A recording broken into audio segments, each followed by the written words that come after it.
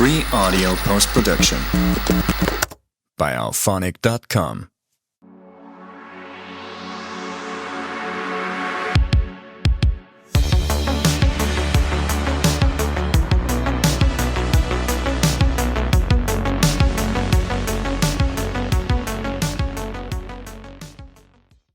Welcome to Shady Business Podcast, where we dive into the darkest corners of human nature, unraveling some of the most chilling and mysterious true crime cases. I'm one of your hosts, Tori Ferry. In this episode, we are going to learn more from one of our special guest experts, Dr. David Hayes, who is an author, criminologist, and does consult work with criminal behavior, adult education, and Title IX issues. Please welcome Dr. David Hayes. Thank you so much for being here. My pleasure. I can't say that word either. I always. So what initially drew you to the career in criminology and has kept your passion in this field? So it's really kind of a second career. I started in film production and, really basically storytelling. And I started I was at Grand Canyon University building their film program. And I started to take some psychology classes just to work on human behavior and how human behavior works to inform storytelling. And it really just kind of turned into a side quest that turned into the main quest from there. And it's persisted. So I think just overall human behavior in general, and then the darker side of human behavior is really appealing is the wrong word, but I find it fascinating. Yeah, absolutely. Has there been some bigger challenges that you've faced consulting these criminal cases or even unsolved or cold cases? So cold cases are always challenging, and it depends on where you're at with the cold case and what capacity you're into. So if something is 30 or 40 or 50 years old, it's really far easier to separate yourself from it because it's a different time period, of course. Makes it more difficult because you have to, forget that it's 2024 and remember that it's 1973.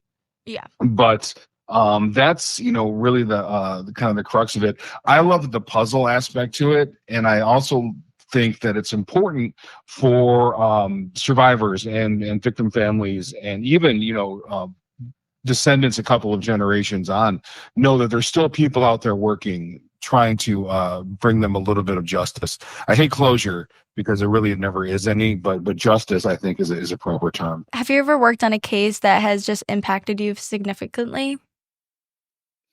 And I think they all do to a certain extent, and I haven't had anything truly bizarre, right? And because I know that we like to celebrate the stranger, more niche crimes like serial killers and weird cults and things like that. So I haven't really run into anything very, very rare or bizarre. I think the ones that impact me the most are probably going to be the crimes dealing with children, like most people. And I find that I'm more able to separate myself from the emotive impact when it's adults. I think it's going to be something that most people run into in that case as well. But it's really one of the more difficult things. Or maybe even I did do a case analysis on for an author for the Yuba County Five, the 5 developmentally challenged men that went missing in Northern California in the 1970s. And that one was really impactful too, because now I'm running into a different age. And in the 1970s, we didn't really have the thought or the care for people that were challenged. And so terms that were used and a lack of attention being spent, and just like a disregard for someone with challenges, that was kind of impactful to me. So I guess it would vary based on the age that we're in or what specifically that we're dealing with. But I would think that anyone impacted or maybe any victims of a case that couldn't reasonably defend themselves or were exploited in some manner, really kind of that's the impactful ones for me. Yeah. My sister wants to go into working with children cases, and I'm like, I don't know how you do that. I would actually cry every day. It's super hard. I mean, I spent a lot of time in prisons, and I teach in prisons, and to qualify for the college programs that I teach for, the what the crime isn't as important as someone's behavior leading up to, while they're in prison and the amount of time they've been there. So I find myself, frankly, like in a classroom with, it's generally multiple men who are, currently serving time for child exploitation charges. And it becomes really difficult, to kind of separate yourself and become the teacher mentor at that point when you have that in the back of your head. But it's always a challenge. Yeah, 100%. What do you think is the most important trait or skill when it comes to like criminology? Oh, I'm going to go with the most important career skill, period, in all of history: critical thinking. Mm.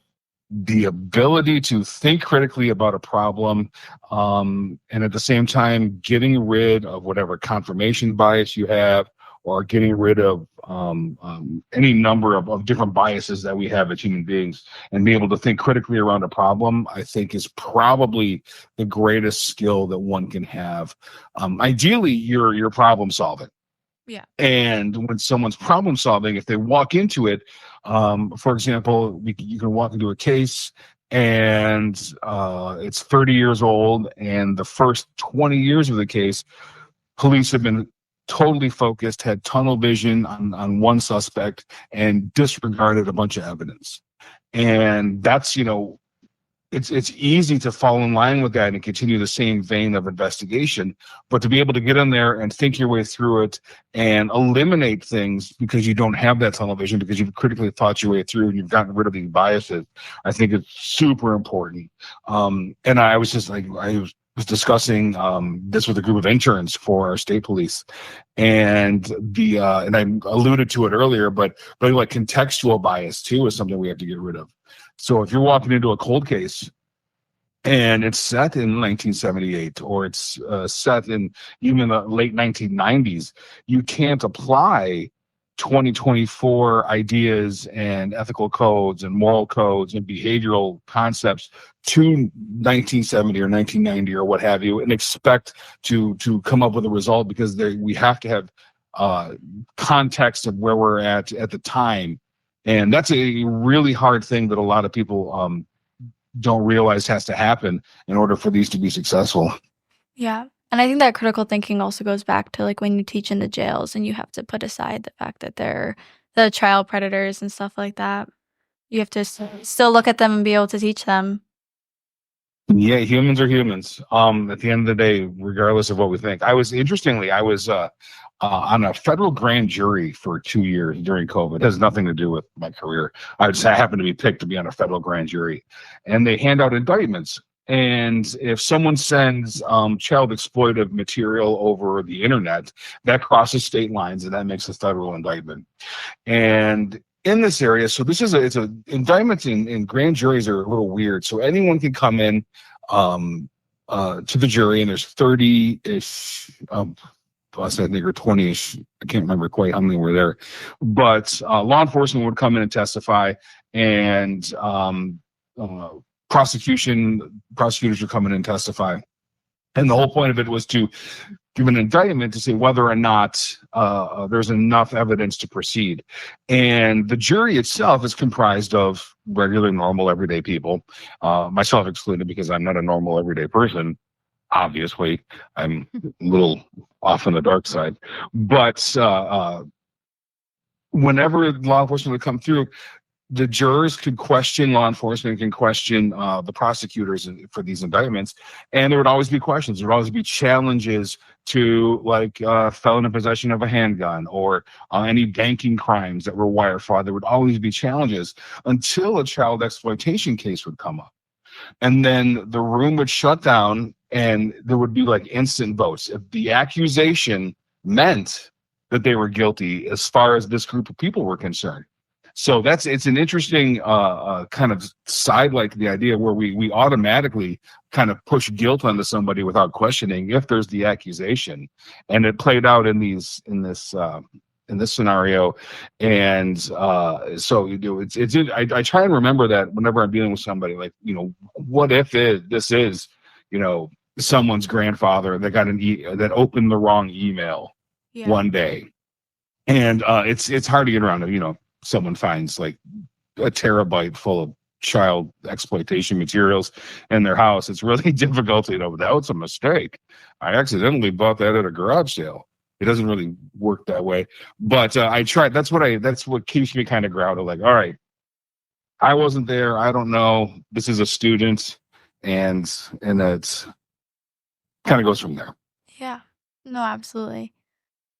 Getting into like the online stuff, because I know you're talking about like the online like computer stuff. Is there any like emerging trends with criminal behavior that society should be like paying more attention to? Like, I feel like now that social media is a thing, that there's like obviously like the child pornography and like people are getting like DMs and stuff, and it's becoming like a huge issue. But is there any other things that like parents or just anyone or other crime behavior that we really don't hear about that should be like brought to attention? In my opinion, I think probably the biggest or the most or the highest, I don't know how to term this, the largest rise, I guess, in anything is really probably the formation of incel communities, and those communities of like largely conservative young men who are online specifically, and they incel stands for involuntarily celibate. So it's really a misogynistic, anti-woman rhetoric that really plays through them, and we're seeing them come out of the online world into the real world more often at this point. And so I think that like the echo chamber of the internet, the echo chamber of social media, really allows for groups of people to get together and just feed into their own sort of rhetoric, feed into their own belief systems and ideologies.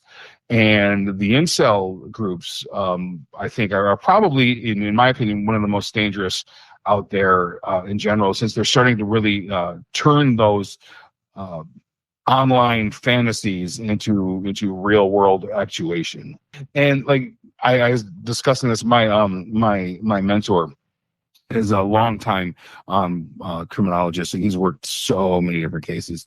And he was involved with the Jeffrey Dahmer case, and we were talking about that earlier, and came to the conclusion that if Dahmer had happened in 2017 to 2020 or 2024, what have you, he probably would have been considered an incel, unable to have a relationship with a significant other, bitter about it, blaming whatever the object of his desire was. He, of course, was gay, but I think they've been around for a long time, but the internet has allowed them to find one another, and then in turn allowing them to just pass this rhetoric back and forth over and over again, getting them to a point where it could be a really difficult time for people. I just saw recently, not necessarily an incel group, but I live in a community in Michigan. You may have seen the national news, and there was a community theater production of Anne Frank that was, protested and marched on by a group of masked Nazis. And so that's like, formed online, got together, found each other, decided to go do a thing. Anne Frank. I didn't hear about that. I feel like when I see crime, like nowadays, I feel like a lot of it has to do with social media. And I think it's odd that what you're talking about isn't as well known as it probably should be. So I think, crime does have to, the fact that social media exists, period, now means that there's going to be more crime attached to social media. Like 30 years ago, of course, we didn't have it. Yeah. So it wouldn't have been a root cause or anything. But I think what social media does, it's one of two things, really. The first thing, like we just talked about, is it allows groups of people to really form those confirmation biases and get in there and become however awful a human being they want to be in the relative anonymity of the internet. And as that starts to spread out. But conversely, this is the first time ever in the history of the world where we could find out where something happened instantly. And in finding that out, we don't always find out the accurate factual information behind it. So the earthquake that would happen in Egypt would take 30 years ago, a couple of days to see on the news or 2 weeks in a newspaper. And now you can get video footage as it happens. So really the human species is uber connected at this point. And it's going to bleed its way into all kinds of life. I've seen lots of instances where, criminals are caught because of their internet usage. I like putting on the TikToks once in a while, and they had this one TikTok influencer talking about the list of the 4 people that she found on Tinder that were already wanted and the police couldn't find, so she reported them. I feel like there's just so many, like, true crime has become like so popular and loved by the public recently. So I feel like when I go on social media and TikTok, like, there's so many people that talk about cases and like popular cases, like current, and then cases from the past as well. Right. And when you speak about this Anne Frank thing, it's just beyond me that this is like a crazy thing that's happened in the world like right now, and it hasn't gotten to a lot of people. Like, you know what I mean? Mm-hmm. Like, I feel like it should be more well known. I think it's out, but again, it is well known. It just depends on what your feed looks like, and if the algorithm has decided that this is something that you're going to respond to. Yeah. So as much choice as we have, there's a ton of choice we don't have. I got texted the day after it happened with a friend who saw it on CNN's Instagram and asked me if it was true. And I, of course, reported back it was 100% true because he knows where I live. And so it found that person pretty easily, but it all depends on your algorithm. Maybe since there wasn't a salacious crime, for example, it doesn't hit your algorithm because your algorithm, you're obviously interested in true crime and criminal behavior, and it didn't meet the criteria quite possibly for it to pop up on yours. A strange world, isn't it? Yeah, it is. Are there any mentors or influencers in your life that has shaped or approached your criminology or consulting? Oh yeah, most definitely. I just talked about Dr. Eric Hickey. I didn't mention his name. That's his name, Dr. Eric Hickey. He is he was my dissertation chair, and he functions as a mentor of mine. Absolutely wonderful human being, a little bit crazy, but I think you kind of have to be. And one of his claim to fame was he was pulled in on the Unabomber investigation as an expert. And so I appreciate him a great deal. And I guarantee you, if you've seen a Netflix serial killer documentary in the past 5 years, then you've seen him. I know he was on Night Stalker. Okay. And he's always on the Unabomber ones. He just did a really interesting one a few years ago on the DeFeo murders, the Amityville horror, the original family murders that prompted all of it, which was really interesting because now I'm working on a piece along with that, with the media representations of the DeFeo murders and how inaccurate they are, and why people persist in that belief. So, I'm taking cues from him. Okay. I have one more question before we get into the JonBenét Ramsey case. Sure. What do you hope to achieve or leave behind in the field of criminology? I hope to leave behind a greater understanding, essentially, of how crime and media work together. Kind of in the sense that our media influences what we do, and then we influence media in turn. So we can't blame media for things because, if we didn't want it, they wouldn't make it. But I think how this functions and why people are obsessed with these types of things are equally as important as the crimes themselves. So really kind of that synthesis. Secondarily, I hope to help as many families as possible, trying and find their way in a world that can be really dark sometimes. And if I can help aid in that, then that's really kind of the goal. Yeah. Now we're going to dive into one of the most well-known cold cases from 1996, the JonBenét Ramsey murder. JonBenét Patricia Ramsey is a 6-year-old girl from Boulder, Colorado. She died on December 26, 1966. Her parents were John and Patsy Ramsey, and she had an older brother, Burke. JonBenét was found in the basement of her family's home the morning of December 26th. She was strangled, suffered a skull fracture, and her mouth was taped shut. The ransom note found on the stairs was for $118,000, the same amount John Ramsey, her father, received in a bonus about a few weeks before. The note was unusually lengthy and appeared to be written in stationery found in the home, raising suspicion about the authenticity. The police initially believed the kidnapping scenario. It was a kidnapping scenario presented from the ransom note, and did not thoroughly secure the crime scene. Friends and family members were allowed to walk through the house, which may have compromised potential evidence. The police quickly became suspicious of JonBenét's parents, and the unusual ransom note that was left behind at the murder scene, Patsy and John's behavior, and inconsistencies in their statements. There's 2 theories behind this case.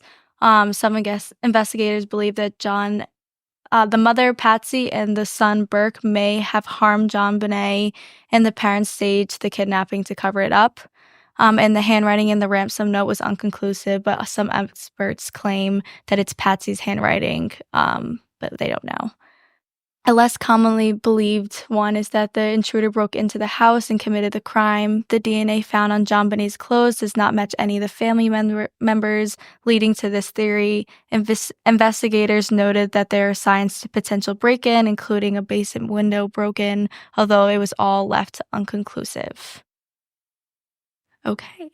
There's some other things about the blood on the clothes and stuff in the ransom note, but we can get into that. But all the evidence is still left inconclusive to this day. What are your thoughts in the initial handling of JonBenét Ramsey's case by the law enforcement, like speaking to them, thinking it was a kidnapping, and not securing the crime scene? So I think that there's systemic issues in the investigation from my perspective. So I fall under option 2, where I believe there was an intruder. Mm-hmm. And there's any number of pieces of evidence that they kind of signify that. But I really think, so we're talking Boulder, Colorado. We have to go back in context, right? 1996, Boulder, Colorado. It is not a town filled with crime, and is not a police force that routinely deals with murder. Mm-hmm. So setting that stage is very important. And I think that there was a little bit of tunnel vision in looking at the parents and Burke Ramsey as perpetrators fairly quickly, mishandling that investigation. So not doing a thorough search, of course, not finding the body of JonBenét Ramsey in that first initial search, traipsing over the crime scene. There's any number of things that were procedurally not done very well. They could have very well exonerated the family quickly. But that's, I think there was some definite issues with the investigative process, and then subsequently the television of the police, which led to massive media and public scrutiny on the family that I don't think was really warranted. What about the ransom note, the unusual length, the language points of it? What do you think? Obviously, you said you believe that it was an intruder, but it was written on stationery that was found in the home. Where do you think that it came from that, and why do you think it was so long? So the ransom note is very interesting.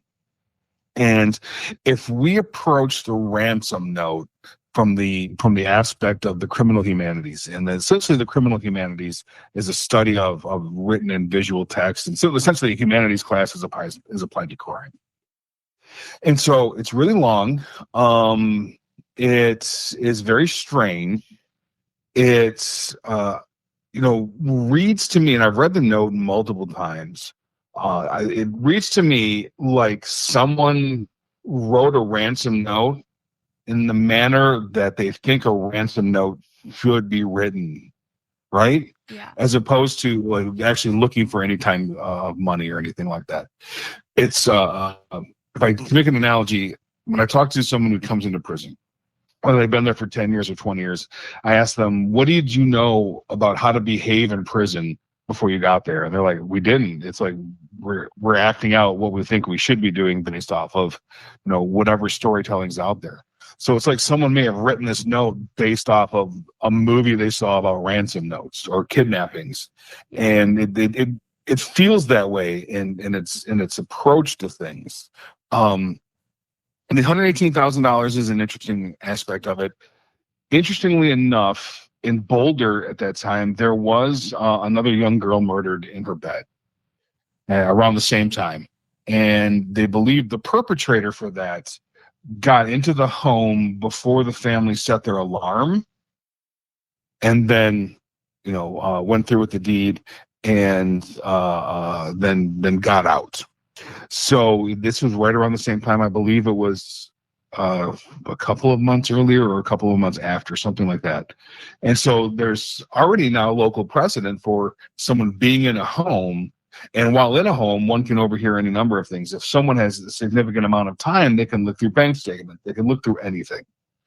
And, the knowledge, although seemingly private, may not be so private if someone's lurking and they have done this multiple times to begin with. So it's conceivable that someone guessed 118,000 or they heard about the bonus by some other means. But the letter itself, the writing is inconclusive to the family. I do not think that your average parent, I don't think that someone would spend the time to write a note of that length, being that coherent and that structured with the writing and very deliberate with the printing, if they had just found and hid their dead daughter. I mean, that's a tough one to swallow right there. How someone could be that cold and that callous. Yeah. But if there's a ransom note, it's usually short, sweet, to the point. It gets in, it gets out, it tells you exactly what you're supposed to do. And this one, someone obviously has significant time. So if we're under the intruder supposition, then the intruder either wrote this after killing the girl or before, knowing they were going to kill the girl. Speaking of the time, Also, do you think that the girl was comfortable around her and may have known, like, not saying it was the family member at all, but someone that may have been around the family a lot, which is why JonBenét may have been comfortable while he was in the house writing the letter before, or maybe let her in the house, or maybe that's why the person knew about the $118,000. Based off of subsequent reporting and subsequent evidence, so the medical examiner at the time noticed what he believed to be stun gun marks. Okay. JonBenét. And so that would obviously eliminate a family member, right? Yeah. If you want your child to do something, you're just going to pick them up and carry them. You're not going to stun them. And there's some significant experimentation they did with that, disturbingly on, anesthetized pigs to get the same markings. But that, I think, is something that needs to be taken into account as well. So if that exists, and then someone is there to abduct a child or simply murder a child, then the note is so weird. It's so anomalous to what should be happening. I would guess that the plan was probably to take the child and prior to taking the child, could not help himself, and maybe through some sort of frenzy, the JonBenét was killed prior to the escape, possibly, or the plan the entire time was to break in, do what they did with JonBenét Ramsey, and then escape, and then using the murder or the ransom note as a means to buy some time for. But I think some intimate knowledge of the home had to be there, because she was hidden in a place that was rarely utilized. I just don't think that the perpetrator actually planned on the bungled investigation, which proved to be the biggest asset they had. Yeah.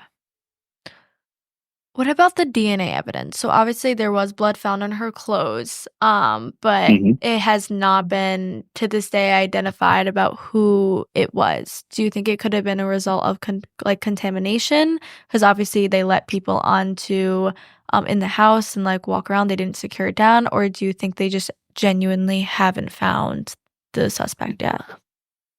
I think we genuinely haven't found the suspect, since her body was hidden.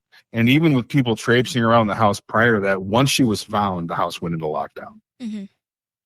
So prior to that, and all bets are off. But any DNA evidence found on the body or under her fingernails, like it was, I think would be really separated from people moving around the house, because she wasn't found until later on, behind a closed door, I believe, in an unused part of the basement. This is what I gather.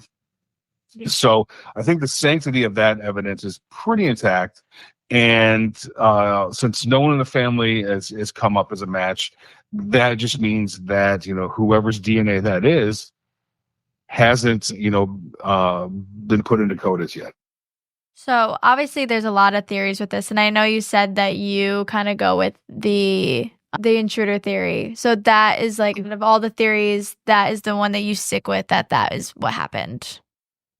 I think it's most plausible. I think there's evidence for someone breaking in, and I believe that the DNA evidence, the stun gun evidence, all physical pieces of evidence. I think that the ransom note reads like a desperate attempt to throw someone off the scent based off of some movie someone has watched. So we can kind of get back on that idea that criminal humanities, if the suspect or perpetrator believes that's what ransom notes are supposed to look like, then I'm going to write a ransom note, and it's going to be long, and it's going to tell them exactly what to do, and I'm going to throw them off the scent. I think we spend the $118,000 is really important, but I think we may spend too much time on it, since anyone could have found that out and met the Ramsey family and had dealings with the Ramsey family in Boulder. It's not like JonBenét Ramsey wasn't a minor celebrity anyway. Yeah. Through the pageants and things like that. So there's any number of ways that someone could insert themselves in the lives of the family, even tangentially, to find out these things. A bank teller, or it's the late 1990s. You go to a bank live sometimes. It's not just the internet. It's all pre-internet. So I think that's kind of important to remember too. So I'm pretty much with the intruder. I think that the DNA evidence not pointing to the family is compelling. I think that the stun gun research and experimentation and that matching is compelling. I think the other similar crime in the same area, within a mile or two away, is compelling. And it's as strangely as the parents and the family behaved after that. I challenge anyone to find me a textbook definition of how a family should behave in that kind of instance. So it's that's where I'm going to land with it until new evidence comes up. Yeah. Do you think that modern practices and technologies, and like obviously we have like genetic genealogy today, like could potentially like help this investigation or like apply to like the Ramsey case today? Yes, 100%. So,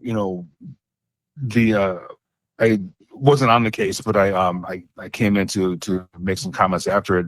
In Michigan, they just had two 40-year-old murders solved with genetic genealogy. And it's I think it's an incredibly powerful tool, and I think like even Golden State is another one of those with genetic genealogy worked out. The only problem is it's really incredibly expensive, and the only way the two crimes in Michigan were solved was because of a grant that was from a nonprofit allowing that investigation to take place. So that could easily help this case out. And but, we're stuck with a lot of contributing factors there. The study of criminology is also the study of police psychology too. And most of the players in the JonBenét Ramsey case are still around. They're still doing interviews. They're still talking, and they may be reluctant to have anything come out that disproves their theory too, because we don't want to look like we're wrong about something, especially wrong for 30 years. So we really have to keep everything in mind when we're dealing with that. But I do think that the genetic genealogy is a game changer in modern policing. If like the family was to give the grant towards helping the case, like would they go forward with it? Because like, and obviously, like I think the family would have the money. They may have the money. It's I guess it would depend on what the findings are, or who's releasing the DNA evidence, or who has it. I think it's also if they want to even open the case again, like they probably did it for so many years, and it's like they don't have closure now. But it's like if they open it and they give all this money, will they even get closure then either? Right. And so in order for someone to take on a DNA case like that, which is it's expensive, it has to be thoroughly investigated first. And this could be one of those things where maybe too high profile. Who knows what goes through the minds of someone in there. And I'm not even sure who controls the DNA at this point. Yes, this was a very high profile case. And speaking of, this got a lot of media coverage back in 1996. Do you think the fact that this got a lot of media coverage, do you think it affected the case at all? Yes, absolutely. I think that all of the media coverage on this, because it was almost uniformly pointing at the parents. Yeah. I think that created maybe like a societal tunnel vision where, there are still, if you go on YouTube right now, you can see things released in the past month about how the parents did it, or here's the shady, the shady business. Hey, get it. Here's the shady body language of Burke Ramsey, and like it's 30 years later, and people are still persisting when this family has largely been cleared of all physical evidence. It's incontrovertible at this point. So I think that kind of fed into this. And when Emily messaged earlier, she was talking about the McCann case too. I think it's the same thing. We have a really bad habit as humans, not just Americans, but as humans in general, to kind of voice our displeasure when we think someone wasn't protected. And we will call into question, and we will survivor blame, and we will, secondary victim blame parents and things on that. And it's really just an interesting conundrum. And maybe it's dealing with our fears too, like our fears of not being able to protect the people that we love. And so therefore we must, accuse the ones that are in front of us now, because, it makes us feel better that it's not us. It's like this nice cathartic response. But regardless, I think all the media coverage really focused the investigation, and it focused the country on the wrong people, and someone got away with it. Yeah. I think when it comes to like the cases and protecting people, I think that happens a lot where like society gets really obsessed with one case and like really pushes to like get them out and help them and protect them. And I think like we're really seeing that with like the Menendez brothers right now. So it did. So I don't think the Menendez documentary or the season of Monsters actually made the court case happen, because these are things that like they don't happen because the movie came out. It takes like years to get something pushed through. So it may have been fortuitous timing. They may have planned the release. I don't think there's not much fortuitous timing in Hollywood. It's planned. Yeah. So, court case is coming, time to release. Yeah. It could have been done for weeks. But so let's go back in the context again. In the 1990s, I believe it was the early 2000s or 1990s. I don't know. Their case, they were actually the same year as JonBenét. They were 1996.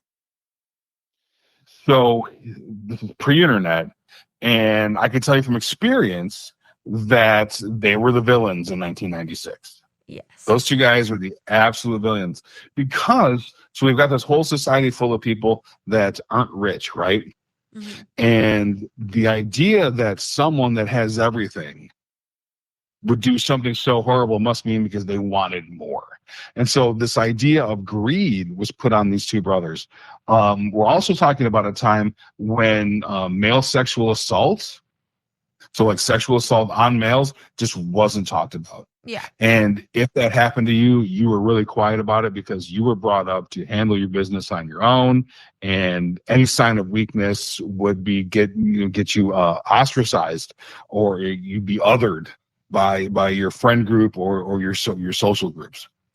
And so, I think that really played into how the brothers approached their court cases too. They didn't want any of this to come out. This is all the hidden shame stuff. It's pre-Me Too, and then there's still no real effective Me Too movement for men that have dealing with this kind of trauma. So what the world was left with was this idea of greedy rich kids who wanted more, and there was nothing to dispel that.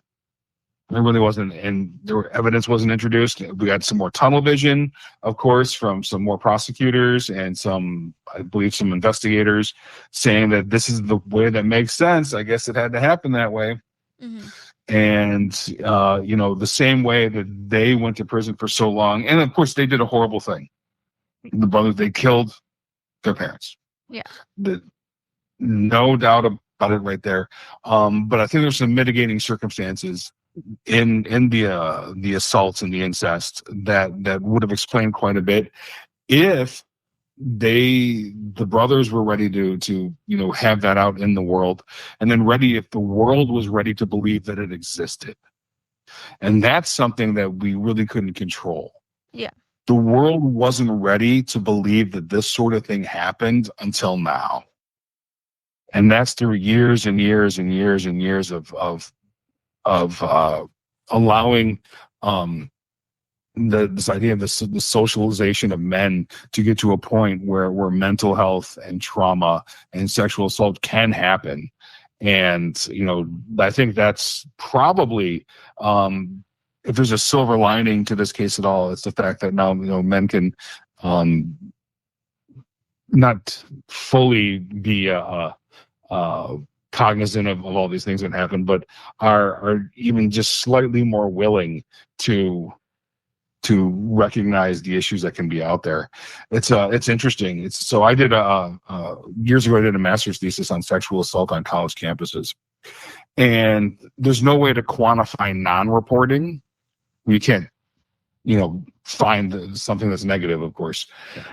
But when you talk to counselors and different, college campus professionals, they estimate that women report sexual assaults on college campuses about 40% of the time. So that means there's 60% of the time they're not reported. And they suggested that sexual assaults against men are reported under 20%, is what they believe. Of course, there's no hard data, and that's kind of a telling, societal thing, right? With strength and upbringing, and I call it sometimes, you gotta die hard. There's a theory called the character theory, where young girls are generally brought up to believe that their self-worth is wrapped up in the prince that they can marry eventually. So it's like the princess theory. And then a young boy's self-worth is dependent on the size of the dragon that he go out and kill all by himself without help. And that, I think, still at play in large part, at least, through our storytelling, which informs everything else. So yeah, I'm happy that the brothers are getting their due, and it's a little late, and maybe it won't change much for them, but it could change things for a lot of men in similar situations. Yeah, I think even just it's been what 30 years for them, a little bit more. Mm-hmm. Even freedom now, I think anything's worth it for them at this point. So I think. Oh yeah. Yeah. I mean, I think so too. And I can't even imagine, being that high profile in a prison setting, what someone could go through. And it just, I've never dealt with anyone that's that high profile. I mean, I've worked with people that have had, some ID channel specials, but that's about it. Nothing that took an entire, country by storm. Yeah, it was insane. Okay. As we are wrapping up, is there any more information or socials that you would like to share? Well, thank you for having me. I appreciate it. Thank you. If anyone wants to visit, go to, if you want to visit me, go to hayescriminology.com. And if there's a case out there that you need help on, I'm always willing to help no matter what. And, there's no charges or anything. It's not a money-making endeavor. Well, thank you so much, Dr. Hayes, for your insights and expertise. And thank you to our listeners. I hope you enjoyed our conversation and found it insightful. If you enjoyed this episode, make sure to subscribe and share it with a friend and leave us a review. Your feedback, it helps us grow and bring it a more amazing content. As always, feel free to connect with us on Instagram, Facebook, and LinkedIn, which is at @ShadyBusinessPod. We would love to hear your thoughts, questions, ideas for future episodes. Thanks for tuning in. We'll catch you next time on Shady Business.